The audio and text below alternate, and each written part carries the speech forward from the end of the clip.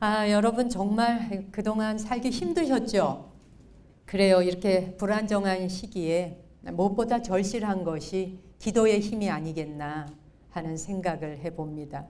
매일 매 순간이 편치 않고 또 생활의 안정을 잃고 삶이 무너지는 사람들이, 그런 사람들의 고통이 지금 태산처럼 높아가고 있습니다. 코로나19 시대에 모든 사람들이 사회적 거리두기, 격리 이런 용어들을 새삼 쓰다 보니까 혼자 있게 되는 시간이 많아질 때에 우리가 어떻게 기도하고 혼자 스스로 잘 이겨내야 할까 이런 생각을 안 할 수가 없잖아요. 그래서 오늘 이제 그런 주제로 세 분의 연사를 이렇게 모시고 여러분에게 강의를 들려드리게 됐는데,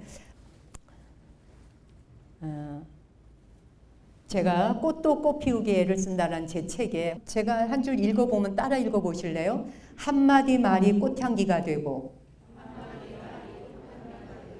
한마디 말이 따뜻한 밥 한 그릇이 되고, 한마디 말이 지친 사람에게 의자가 되며,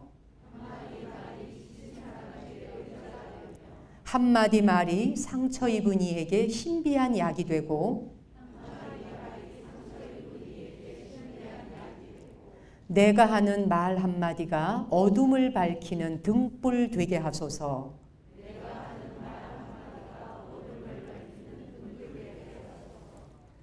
이런 게 이제 기도의 목소리인 거죠.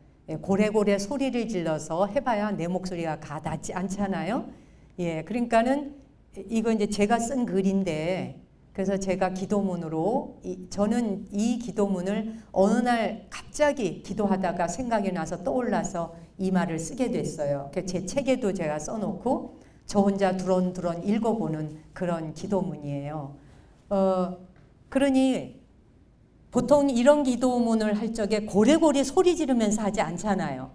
그렇죠? 아글아글 쓰면서 이런 기도문 해요? 아니죠. 네, 그래서 기도문이라는 건 뭔가 차분하게 조용하게 하다 보면 스스로의 가슴에 와 닿는 그런 것이 기도의 문구들이죠. 이제 오늘 저와 함께 어떻게 기도하는가? 아까 우리 원재 스님은 what, 저에게는 how라고 하는 타이틀을 주어졌어요. 어떻게 기도하느냐? 일단은 이제 기도와 응답에 대한 얘기를 한번 보고자 하는데, 제가 오래전에 방송에서도 한번 얘기를 했던 그 생각이 납니다만은, 보통 이제 레리 도시라고 하는 의사가 쓴 기도에 보면은 그 레리 도시 의사의 그 내용을 제가 좀 정리해서 압축해서 한번 이야기를 들려드려 볼게요. 보통의 나쁜 사람이 나쁜 짓을 했을 때에는 벌이 가해져야 된다고 당연히 생각하잖아요. 그죠? 기도의 응답이 오려면 나쁜 사람한테 나쁜 게 가야 되잖아요. 그리고 뭔가 좋은 일을 했는 사람이거나 아주 훌륭한 사람에게는 덕이 가고 복이 가야 되는 것이 응답이라고 생각하잖아요. 근데 우리 사실 세상 살면서 이 응답이 그렇게 맞아 떨어지던가요? 안 맞아 떨어지죠. 기도 응답이 거의 없는 것 같이 느껴질 때 있죠. 또한 기도의 응답이 반대로 가는 것 같은 생각이 들 때도 있죠. 왜냐하면 나쁜 사람은 떵떵거리고 잘 사는데 선한 행동을 하고 착한 사람이 뜻밖의 의외로 고통받으면서 사는, 왜 그런 사람에겐 기도의 응답이 닿지 않는가라는 생각이 들 때 있으시죠. 여러분도 실제 그런 경험 해보신 적 있으세요? 그러다 보면 종교를 바꾸고 싶어지죠. 네. 종교를 바꾸거나 아니면은 사찰이라도 불자라면 2절에서 저절로 절이라도 한번 바꿔보고 싶은, 왜냐하면 기도의 응답이 어느 절에선가 있을 것 같아서 찾아다니게도 되잖아요. 세상은 이렇게 나쁜 짓 한 사람이 오히려 건강하게 오래 살고, 그리고 착한 사람이 일찍 죽는 경우가 굉장히 많아요. 그리고 착한 사람들이 오히려 더 당하는 경우가 또 많아요. 그렇죠? 그래서 프랑스의 기적의 샘물이라는 말 들어보신 적 있죠? 루르드 샘물이라 그래서 그 샘물을 발견한 그 여인이 이 샘물을 발견했을 때 성모 마리아가 바로 그 앞에서 나타났다. 성모 마리아를 만났다고 하는 것 때문에 그 이야기가 전해지자 수많은 사람에게 프랑스의 루르드 그 샘물이 엄청나게 많은 사람들에게 불치병을 치유하는 데 쓰여지는 수천 건이 발견이 되고 실제 그게 과학적으로 증명이 되기도 했다는 얘기입니다. 그런데 말이에요. 정작 이 샘물을 발견한 그녀는 그 혜택을 받지 못했어요. 35살에 골암으로 사망을 합니다. 그리고 20세기의 최고의 성자라고 일컬어지는 크리슈나무르티, 전 세계에 수백만 명이 스승으로 떠받들어 모시는 분인데 그분 또한 췌장암으로 사망을 하게 됩니다. 또 마하리시라고 하는 힌두의 유명한 성자가 있죠. 존경받는 분인데 마하리시가 길을 걸어가면 길에 깔려있던 화초들의 가시가 저절로 다 물러갔다, 이런 말이 전해올 정도로 그런 대단한 성자이십니다. 그런데 이 마하리시라고 하는 이 존경받는 스승은 위암으로 사망을 했어요. 네. 뭐 이렇게 이 레리도시 이야기는 그래요. 돌아가신 성자들의 죽음을 보면 일반인이 상상하는 것이 아니다. 일반 사람과 똑같은 방식으로 세상을 떠났다. 심지어 부다조차도 상한 음식을 드시고 식중독을 만나서 열반에 드시는 계기가 될 정도로 우리 일반인이 생각할 때 성자, 깨달음을 얻으신 분, 이런 분들의 죽음은 뭔가 일반인하고 다르지 않을까라고 생각한다는 거죠. 그리고 달라야 한다고 생각을 하는 거죠. 그게 다르지 않으면 어찌 그걸 성자라 말할 수 있을까라고 많은 사람들이 생각을 합니다. 어쨌든 성자들의 세계적인 스승들이 인멸하시게 되고 돌아가시게 된 과정은 일반 사람들이 기대하고 바라는 바에 부응하지 않는 방법으로 돌아가시게 된 사례가 많습니다. 근데 반대로 가지가지로 악한 짓을 하고 살생을 그냥 이 파리 잡는 것보다 쉽게 생각할 정도로 그렇게 사람을 그 살인마 있잖아요. 살인마. 근데 이런 사람들이 백수를 누리는 경우가 있잖아요. 그리고 병이 없어, 첫째. 아픈 데가 별로 없는 경우들도 많다는 얘기예요. 도대체 이게 뭐냐는 거죠. 여러분 생각할 때는 이게 정말 뭘 것 같아요. 그렇죠? 자, 그래서 한번 보자는 거예요. 기도의 응답이라는 게 성자들이 질병에 걸리면, 즉 깨달으신 분이 질병에 걸리면 그건 영적으로 진정한 스승이 아니다라고 말할 수 있는가? 그렇죠? 저분은 훌륭한 분이 아니야. 또 깨달은 분이 아니야 라고 말할 수 있는가? 보통 그런 분들이 깨달으신 분이 성자가 질병에 걸렸다 이러면 업의 영향을 받아서 깨달았지만 업의 영향을 받아서 그렇다라고 생각하거나 또는 전생에 업보를 받고 있는 중이라거나 중생을 위해서 일부러 저 사람들이 아플 것을 대신 흡입해서 성자가 대신 아파준다거나 여러 가지 해석으로 그 위대한 분들의 질병을 다른 방식으로 해석하고 싶어 하는 것이 일반 사람들의 바람이에요. 그죠? 뭔가 하여튼 우리와는 달라야 돼 라고 생각한다는 거죠. 한번 보자는 거예요.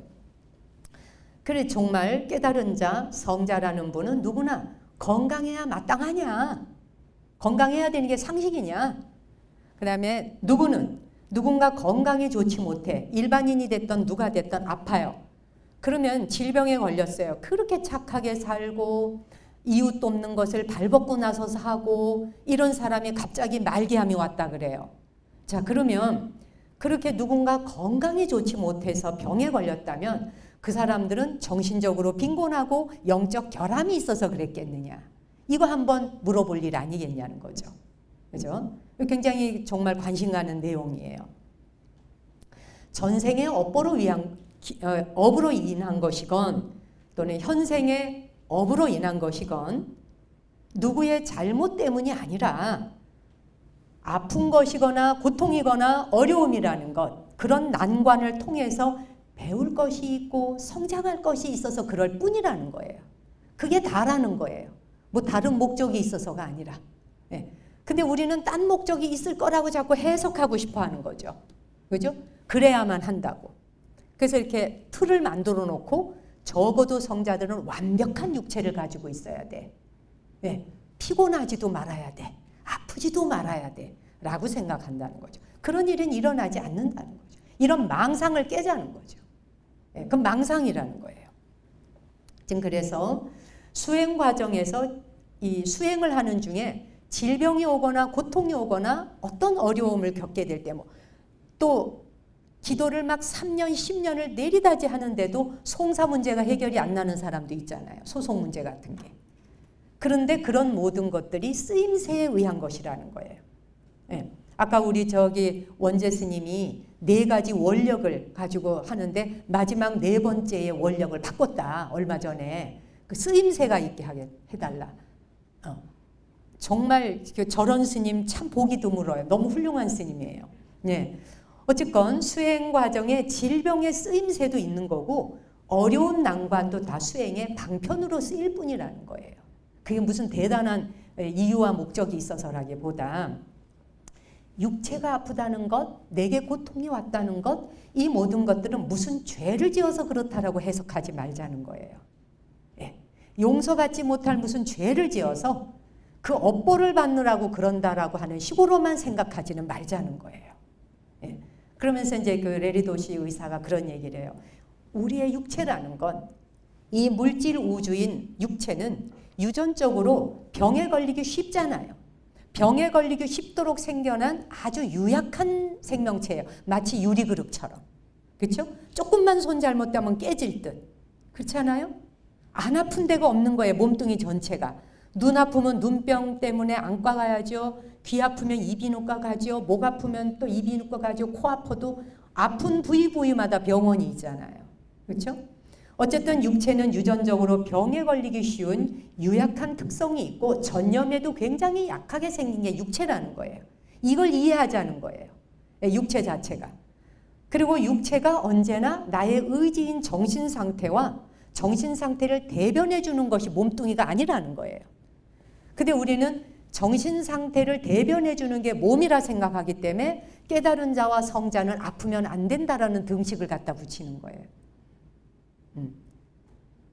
그러니 그 많은 성자들이 거의가 다 암으로 돌아가셨다고 하는 건 어떻게 해석해야 되겠느냐라는 거죠.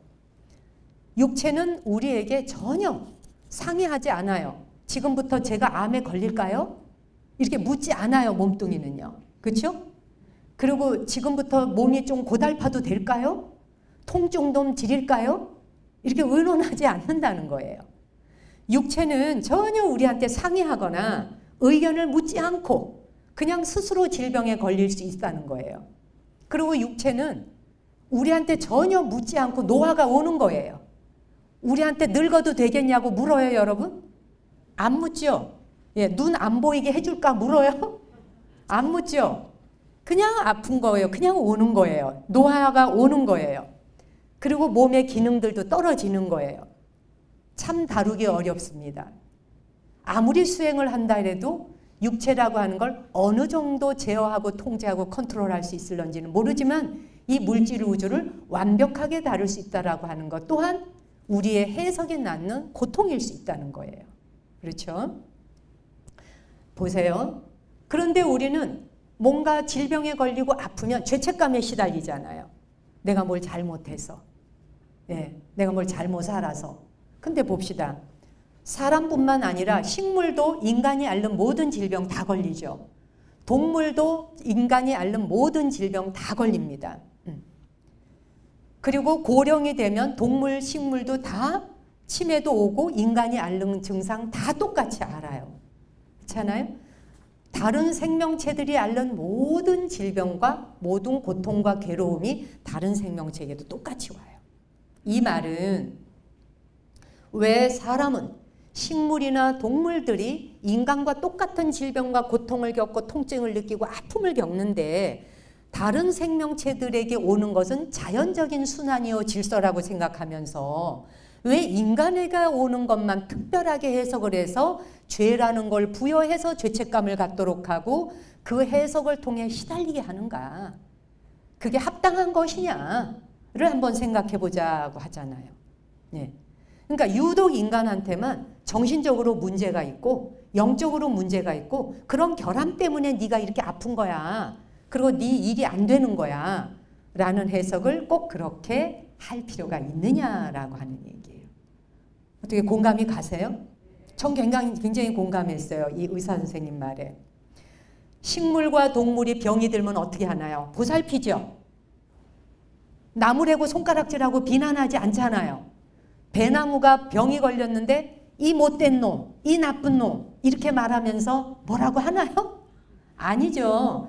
보듬어 주고 약을 주고 치료할 거 아니에요. 그와 같이 사람에게도 똑같이 아픈 순간이 왔을 때 친절을 베풀고 부드럽게 보살펴 줄 수 있는 것이 기도라는 이야기를 하려고 그러는 겁니다.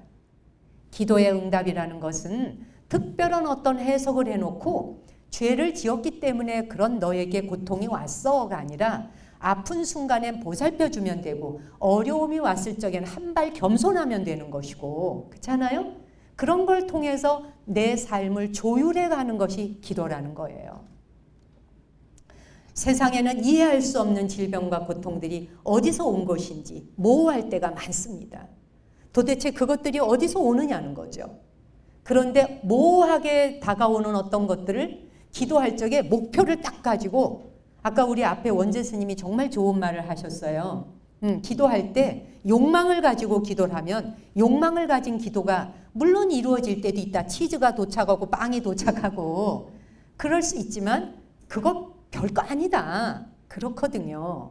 정말 별거 아닙니다. 그 모호하게 어떨 때는 기도 자체가 모호한 기도가 오히려 더 잘 될 때가 있어요. 그러니까 그냥 두루뭉술하게 그저 일이 잘 풀리기를 바랍니다.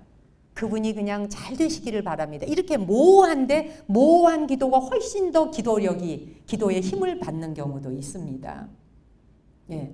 그래서 고통이나 힘든 순간이 왔을 때 나의 무지를 수긍하고 받아들이는 것, 어리석음을 받아들이고 인정하는 것, 그것으로부터 출발하면서 관대해지고 오히려 따뜻함과 친절을 통해서 그 질병의 경계를 넘어가고 고통의 경계를 넘어갈 수 있도록 문을 열어주고 배려하는 게 참된 기도일 수 있다는 거예요. 그게 이제 우리가 뭐 암이 왔다 이러면 보통 암이라고 하는 진단을 받는 순간 바로 어떻게 되나요? 남들이 했다는 루트를 따라서 로드맵을 따라서 남이 걸어간 길을 다 한번 가보기도 하죠. 이런 방법이 좋대 저런 방법이 좋대. 그러다가 오히려 더 지치는 경우 보셨나요 혹시? 남이 좋다는 방법 다 쓰다가 지치는 경우도 있죠.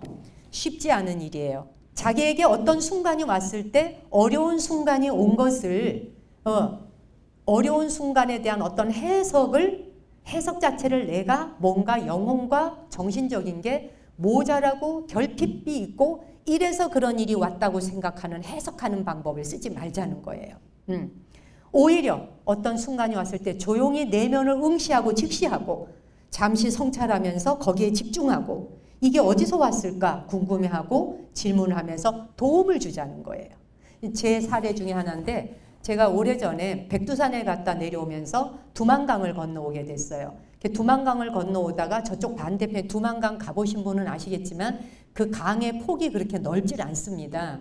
예, 그런데 마침 저 반대편에 북한 병사들이 먹을 걸 좀 줄 수 있냐고 이렇게 손짓을 대여섯 명이 서서 해요. 이렇게 가다가 차를 멈추고 제가 신발을 벗고 바지를 둥둥 걷어붙이고 그러고는 이제 그 소로가 낳는 그 작은 길 숲을 헤치고 가서 먹을 거를 이제 막 이러는 거 보니까 담배를 달라는 소리인데 제가 담배는 없고 먹을 거 과자하고 뭐 이거저거를 싸갖고 비닐봉지에 싸서 두만강으로 이렇게 내려갔어요.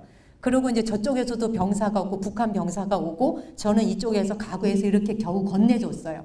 건네주고 돌아서서 나와서 차를 타려고 보니까 이 왼쪽에 다리 여기 종아리 이 무릎 밑에서부터 그 발목이 있는 데까지 눈에 보이지도 않는 작은 가시 있죠. 그런 가시가 수백 개가 박힌 거예요. 뺄 수조차도 없어요. 그러면서 그게 빨긋하면서 막 부풀어 올라요. 막 따갑고 쑤셔요. 굉장히 아파요. 약국도 갈 수 없고 병원을 찾을 길도 없고 아무 대책이 없어요. 무슨 비상약을 가지고 있었던 게 아니기 때문에 그냥 당할 수밖에 없었죠. 근데 함께 간 일행들이 걱정할까봐 아무 말도 안 하고 그냥 차를 올라타고 그리고는 조용히 이제 이때 정말 기도가 내려야 되는 거예요. 그래서 그냥 조용히 숨을 들이쉬고 내쉬면서 차분하게 그 순간 그냥 그 가시가 수백 개가 박혀 있는 상황을 그냥 직시하고 그대로 잠시 성찰하고 거기에 집중하고 그러면서 숨 들여쉬고 숨 내쉬면서 제가 지어내는 기도를 하는 거예요. 기도라는 건 즉석에서 본인이 지어내면 되는 거예요. 네, 무슨 대상에다 대고 할 일도 없어요. 그래서 제가 숨 들이쉬고 숨 내쉬면서 이미 이 다리에 박혀있는 수많은 그 가시들, 내가 너희들을 해칠 의도가 없다. 내가 너희들을 해칠 의도가 없으니 너희들 또한 나를 해치지 않기를 바란다. 이 말을 몇 번 했어요. 그리고는 편안하게 숨 들여쉬고 숨 내쉬고 정말 20분도 채 안 됐는데 어느 순간에 그 따갑고 아프던 증상이 싹 없어졌어요. 그리고 빨긋빨긋 튀어나온 게 없어졌어요. 그래서 제가 손으로 이렇게 쓰다듬어 봤는데 가시 그 튀어나와서 거실거실하던 게 어디로 흔적도 없이 가버렸어요. 몸속으로 파고 들어가서 녹아내렸나 봐요. 이유는 모르겠어요. 어쨌든 저에게는 굉장히 특별한 경험이었습니다. 네, 기도라는 것이 네, 뭐 박수 받을 일인가요? 왜 눈에 보이지 않는 가시가 박히면 굉장히 따갑잖아요. 이 핀센트로도 잘 안 빠지고요. 근데 그게 그렇게 많은 가시가 박혀가지고 그래서 제가 정말 답이 안 나왔는데 내가 너를 해칠 의도가 없노라. 그러니 너도 몸속에서 나를 해치지 않기를 바란다. 그냥 너는 네 갈 길 가라는 거죠. 근데 그것이 먹혔어요. 어쨌든 그러고는 그냥 싹 가라앉고 없어지고 저는 지금도 돌이켜보면 그래서 두만강 사건이에요. 저한테 그게 예, 두만강을 건너서 갔다 오면서 그 가시덤불이 거기 있었고 그게 그렇게 몸에 달라붙어 가지고 박히는 어떤 풀 종류 식물이 있는지를 몰랐던 거죠. 여하간 어떨 때는 아무 공식이 없다는 거예요. 어떤 어려움에 처했을 때 무슨 공식을 따라가면서 이 약 처방하고 저 약 처방하고 이렇게 하면은 뭐 다 낫지 않겠냐라고 생각하지만 때로는 공식이 없다는 거예요. 그냥 공식이 없고 내가 어려움과 고통이 왔을 때 그것과 어떻게 조율을 하며 합류하고 그와 싸우지 않으면서 잘 보낼 것인가. 이 마음을 갖는 것만으로도 내가 그를 해칠 의도 없고 그가 나를 해칠 의도가 없는 순간 소멸되고 사라지는 멋진 경험을 했다는 거예요. 그러니 정신적으로 뭐 탓을 하는 위주. 네가 뭘 잘못했으니까 그걸 주의 깊게 보지 못해서 거길 갔다 오다가 가시가 bek혔잖아. 병원이 없는데 어떡하란 말이야. 이제 너 죽었다. 막 이렇게 해석할 일이 없다는 거예요. 그죠? 그냥 참아내면서 내가 할 수 있는 일을 하면 된다는 거죠. 고통이나 불편함을 그냥 인정하고 그걸 그냥 내가 수용하고 그러다 보면 다른 감정으로 변화되어지는 걸 느낄 수 있다는 거예요. 자, 선한 자 악한 자에게 인광보로 기도가 응답하는가 아까 했고요. 자, 응답하는가 요거 이제 사무량심 지나가고 자, 그래서 사람마다 그 성향이 다르고 성격이 다르다 보니까 기도의 종류도 그래서 그렇게 많이 개발되어 있는 거예요. 한 가지 유형으로 기도하지 않죠. 성격에 따라서 이 성향에 따라서 기도 방식을 잘 선택하기만 하면 상당한 효과를 보기도 하죠. 기도라는 건 어차피 스스로의 영적 성장과 타인의 성장을 돕기 위해서 더 나은 길을 가기 위한 것이 기도의 힘이잖아요. 그렇죠? 간단하게 보자면 뭐 분노가 치밀어 오르는 것을 참지 못하는 사람에게는 절기도하면 좋다는 말 들어보시죠. 그냥 자비심 명상을 많이 하라. 자비심에 대한 자비심을 뒤집으면 분노가 되고 분노 뒤집으면 자비심이 되거든요. 분노 일어나는 사람 그거 껍데기 하나만 싹 뒤집으면 바로 자비심이거든요. 예, 그걸 몰라갖고 화를 내는 거거든요. 그리고 참지 못하는 사람들, 뭔가 잘 견디지 못하고 인내하지 못하는 사람들은 계율을 잘 지켜봐라. 계율을 지키면 오히려 그 성품이 약해진다. 예, 그리고 또 욕망이 유난히 많아. 뭐 이것도 저것도 탐욕심이 많아요. 그런 사람에겐 보시를 행하는 것으로서 욕망을 내려놓는 거. 베풀고 나누고 관대해짐으로 인해서 보시를 하다가 보면은 오히려 그 욕망이 좀 잦아드는 기도도 있지 않습니까? 집착심이 유난히 많아. 뭐 누구 한번 사랑한다 그러면은 죽어서 바뀌지 않는 이상 너는 내 곁을 떠날 수 없어. 라고 해서 그냥 뭐 이게 살인을 겁나지 않아 하잖아요. 그 집착심 때문에. 그런 집착심이 유난히 많은 사람들은 부처님 당시 때는 묘지에 가서 시신 앞에서 수행하는 걸 해보라. 예, 그러다 보면 그 하나하나 내가 그토록 집착한다는 몸뚱이 그 모든 것들이 어떻게 죽어서 소멸해 가는지를 봄으로써 혐오하는 마음을 오히려 가지면서 수행의 길로 나아갈 수 있게도 해주지 않습니까? 자, 그래서 내향적인 사람과 외향적인 사람, 내향적인 사람의 경우가 대부분 좀 정적이고 고요한 걸 좋아하다 보니까 선수행이 잘 맞고 고요히 앉아서 하는 명상수행이 잘 맞는 경우가 있어요. 그렇죠? 선수행이나 명상수행. 또 외향적인 사람의 경우는 절기도를 한다든지 사경을 하거나 합송, 경을 독송하는데 혼자 읽는 것보다는 여러 사람과 함께 읽을 때 훨씬 더 으쌰으쌰 힘이 나기도 하는 거예요. 뿐만 아니라 외향적인 사람은 할 게 많아요. 움직이면 되는 거예요. 설거지하면서도 알아차리고, 그렇죠? 명상하고 기도하고 청소하면서도 빨래하면서도 모든 움직임 속에서 다 기도할 수 있기 때문에 써먹을 게 굉장히 많습니다. 다양하게. 어떤 식으로든지 자기만의 방식을 찾아서 자기 성향에 따라 어떤 기도 방식을 개발해 나가기 시작하면, 그리고 아까 우리 그 원재 스님이 뭘 하는데 나는 반복했습니다라는 말을 합니다. 반복이 굉장히 중요합니다. 반복하는 것이 모듈화가 되어져야 됩니다. 반복되어지지 않는 건 우리 뇌는 기억하지 못합니다. 반복되어져서 나의 것으로 만들어진 것만이 뇌가 거기에 필요한 더 이상의 에너지를 쓰지 않게 돼요. 반복되어지지 않은 것들을 우리가 하려면은 굉장한 힘을 써야 되잖아요. 등산 안 하던 사람이 등산을 하려고 해보세요. 엄청나게 에너지를 써야 되죠. 근데 반복해서 하다 보면 나중에는 가볍게 올라갈 수 있어요. 기도도 마찬가지고 모든 일이 다 그렇습니다. 반복하다 보면 그 다음부터는 힘이 안 들어요. 힘이 들지 않기 시작해서 저절로 되어지고 저절로 작동되어져야지만이 그때부터 그 행위로부터 자유로워지게 되는 거예요. 그렇죠? 물론 내향적이고 외향적인 사람을 구별하기보다는 이 두 가지를 함께 조율을 이루면서 융합되어서 할 수 있으면 가장 좋습니다. 뭐 따로 하는 게 아니라 저 두 가지를 병행해서 할 수 있을 땐 가장 좋습니다. 기도의 방법을 제가 오늘 간단히 3가지를 이야기해 보겠습니다. 여러분이 이미 많이 하고 있는 기도, 감사의 기도가 있겠죠. 자, 감사의 기도라는 건 너무 당연한 것으로 알고 있고 너나 나나 다 하는 것이라고 생각하지만 이것만큼 우리의 일상생활 속에서 나를 바꿔주는 것 정말 돈 안 들고 힘들이지 않고 가벼운 것이면서 효과도 있습니다. 감사의 기도라고 하는 건 감사할 일이 없을 때 미리미리 저축해 두는 겁니다. 우리는 대부분 감사할 일이 있어야 감사하잖아요.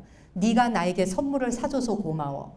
네가 나 힘들 때 도와줘서 고마워. 무엇 때문에 고마워. 무엇을 했기 때문에 감사해라고 하는 때문에가 따라 붙게 되는 건 진정한 감사의 기도가 아닙니다. 진정한 감사의 기도는 이유를 불문에 붙이는 거예요. 이유가 없는 거예요. 그냥 무조건인 거예요. 그냥 감사한 거예요. 보세요. 우리가 이 순간 여기에 이렇게 나라는 한 존재가 있기까지, 나라는 한 존재가 여기에 있는 이 순간 하나하나를 따져 들어가 본다면 감사하지 않을 게 하나도 없어요. 우선 나라는 존재에 대해서 간단하게 우주를 한번 나갔다 잠시 돌아오겠습니다. 자, 우리가 이렇게 움직일 수 있는 건 무엇 때문에 움직일까요, 여러분? 무엇이 나를 이렇게 움직이게 하죠? 지금 저를 쳐다보고 계시잖아요. 여러분의 눈동자가 어떤 힘에 의해서 저를 쳐다볼 수 있게 하죠? 내 안에 피가 없다면 그게 가능한가요? 그렇죠? 내 안에 피라고 하는 것이 없으면 움직임이 가능한가요, 여러분? 그러면 그 피는 어디서 왔나요? 피의 성분이 뭐예요? 철이죠. 예, 화학 공식에서 철이 26번이에요. Fe, 철. 예, 외워두세요. 철이 몇 번인지를 몰라갖고는요, 불교의 기본 공식에 들어가질 못해요. 26번이에요, 화학기호. 26번. 외우셨죠?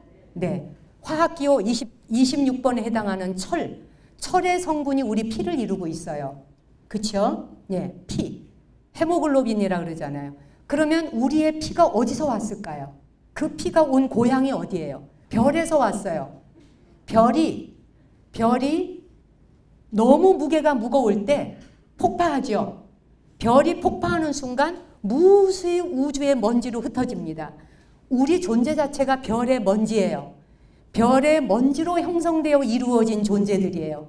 왜 우리가 감사의 기도를 해야 되며 왜 감사한지에 대한 이유를 알려면 우리 존재가 무엇으로 구성되어졌는지를 아는 것으로부터 시작해야 돼요. 제가 뭐 여기서 과학 공부까지 가자는 건 아니에요. 기본적으로 별이 해체되어지면서 별의 먼지 덩어리가 우주간에 흩어지는데 그 일부분이 이 지구로 다 날라온 거예요. 지구로 날라와갖고 철이 가장 무거워요. 수소가 제일 가볍죠. 헬륨도 가볍죠. 수소 폭탄이란 말을 하잖아요. 별 속에는, 별의 가장 중심에는 수소로 되어 있어요. 그런데 온도가 1억 5천 도인가 뭐 그렇다 그러잖아요. 어마어마한 열기로 끌어오르죠. 이게 스스로 더 이상 이길 수 없을 때 폭파합니다. 우주간에다 흩어져 먼지가 되고 그 중에 일부가 이 지구에 내려와 있어요. 그러면서 내려오는 중에 수많은 다른 운석들하고 부딪히면서 덩어리 지어주면서 이 우주로 날라온 것들이에요. 우리 존재 자체가 별이 날라다 준 찌꺼기예요. 별이 날라다 준 찌꺼기 아닌 것이 이 세상에 아무것도 없어요. 제가 들고 있는 마이크도 별의 찌꺼기예요. 이 테이블도 별의 찌꺼기예요. 여러분 앉아있는 의자, 여러분 쓰고 있는 마스크, 일체의 모든 것이 다 별이 가져온 거예요. 별이 아닌 곳에서 온 존재와 물질이 하나도 없어요. 그런데 우리가 여러 종류가 다 별에서 나누어 쓰고 있는 거예요. 나누어 쓰고 있는 우리 존재가 한 덩어리로 놓고 볼 때, 그 본래의 존재의 모습으로 갈 때 얼마나 이 모든 것들에 감사하겠어요. 세상에 존재하는 모든 건 나 한 사람을 위해서 존재하고 있어요. 저는 밤에 잠자기 전에 제가 잘 요를 깔고 이불을 덮고 할 때 요를 쓰다듬으면서 먼저 감사 인사를 합니다. 이 피로에 하루 종일 일한 피로한 몸을 받아주실 요에게 감사합니다. 이불을 덮으며 이불에게 내 몸이 차갑지 않도록 덮어주는 이불에 감사합니다. 여러분이 쓰고 있는 일체의 모든 사물들이 나를 위해 그냥 돈만 주면 살 수 있는 물건이라고 생각지 말아보자는 거예요. 그 물건이 내 앞에 당도하기까지 별이 날라다 준 이 모든 것들에 대한 무지함, 정말 무한한 감사, 그런 감사가 내 안에서 솟구치기 시작할 때, 세상에 감사하지 않을 존재가 없을 때 내 삶은 충만하고 풍요로워지기 시작한다는 거죠. 지금 멀리 떨어져 있지만 옆에 있는 사람 바라보며 감사하다고 한 번만 웃어줘 보세요. 지금 당장. 자, 시작. 한 번만 바라보고 감사하다 한 번만 말해보세요. 더 바라지도 않을게요. 눈 좀 마주치고 감사합니다. 한 번만 해보세요. 감사합니다.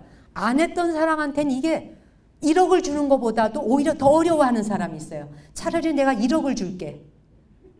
그게 더 쉬워. 그 정도로 감사라는 말하는 걸 어렵게 생각하는 사람이 있어요. 그렇게 굳어있는 마음과 그렇게 얼어있는, 제가 프리즈 프레임인데 얼어있고 굳어있는 마음 속에서 세상의 영역을 정해버린 내가 다른 우주와 어떻게 결합할 수 있을까?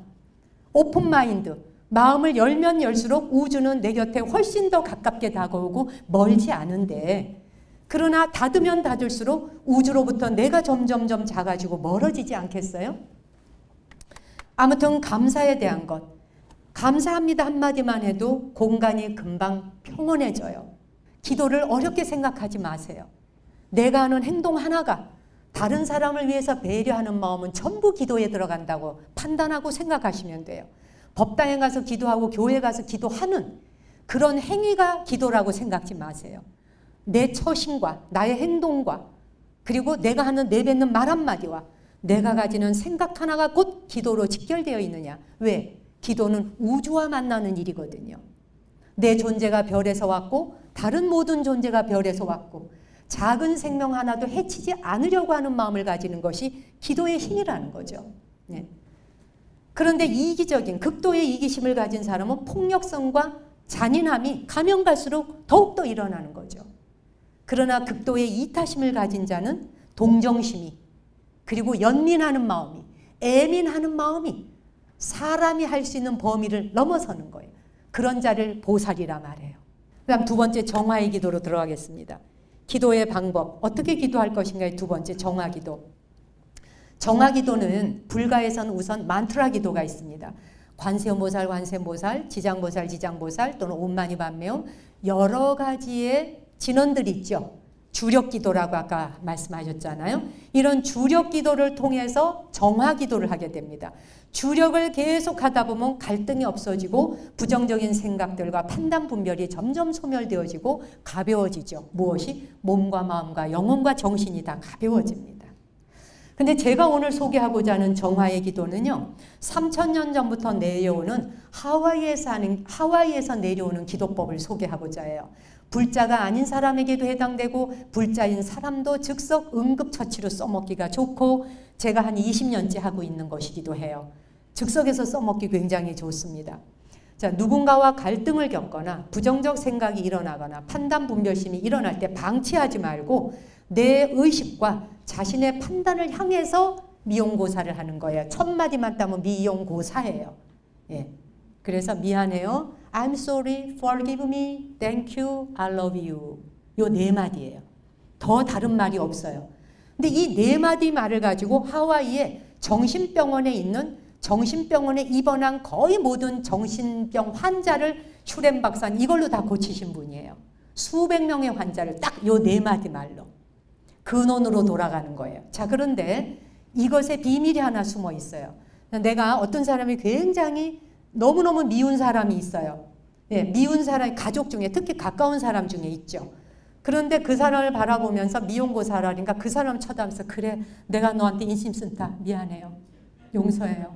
고마워요. 사랑 이런 가슴에 울림이 없어요. 이거는 상대방을 바라보면서 하는 게 아니에요. 내가 그 사람을 바라보면서 밉다고 일으킨 나의 의식을 향해서 하는 거예요. 내가 나에게 하는 거예요. 내 의식, 내 판단, 내 분별심. 뭔 말인지 이해하시겠죠?